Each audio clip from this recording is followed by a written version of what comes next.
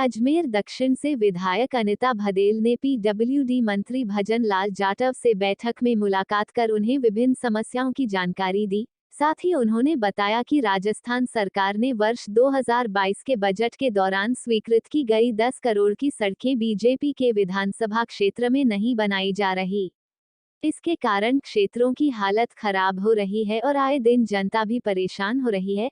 इस समस्या को लेकर आज मंत्री भजन लाल जाटव को अवगत कराया गया, जिन्होंने आश्वस्त कराया कि इस तरह की कोई बात नहीं है। सभी स्थानों पर विकास कार्य करवाए जाएंगे। अगर ऐसा नहीं होता है तो फिर आगामी दिनों में भारतीय जनता पार्टी के विधायक सड़कों पर उतरेंगे, जिसकी जिम्मेदारी राजस्थान सरकार की होगी। वहीं उन्होंने बताया कि अजमेर दक्षिण क्षेत्र में 3 ओवरब्रिज बनाए जा रहे हैं, लेकिन लंबे समय से उनका कार्य धीमी गति के साथ ही रुक जाता है। ऐसे में और ब्रिज को भी जल्द से जल्द पूरा किया जाना चाहिए। देखिए, वर्ष 2022 के बजट घोषणा में प्रत्येक विधानसभा क्षेत्र में 10-10 करोड़ रुपए की सड़कें स्वीकृत करने का वादा माननीय मुख्यमंत्री जी द्वारा किया गया था।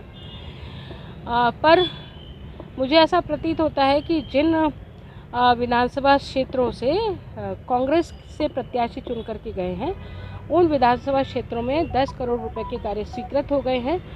पर जिन विधानसभा क्षेत्रों में भारतीय जनता पार्टी का प्रतिनिधि जीत करके गया है, वहाँ की सड़कों को रोक दिया गया है।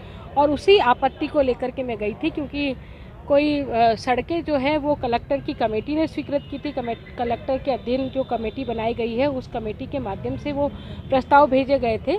ऐसे में उनको रोकने का कोई तरीका नहीं है, कोई तुक नहीं था।